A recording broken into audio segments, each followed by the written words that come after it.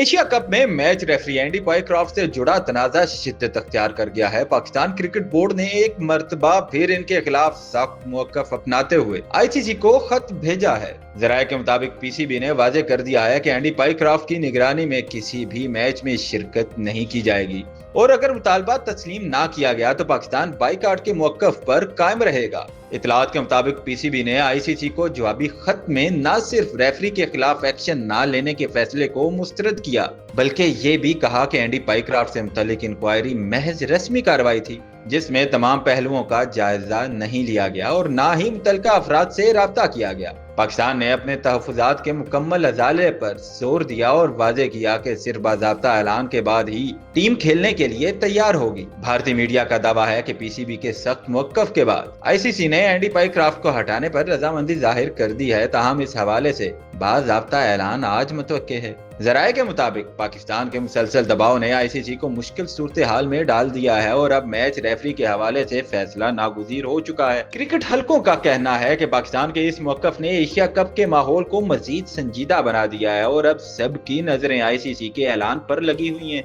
जो आइंदा के हालात का तयन करेगा।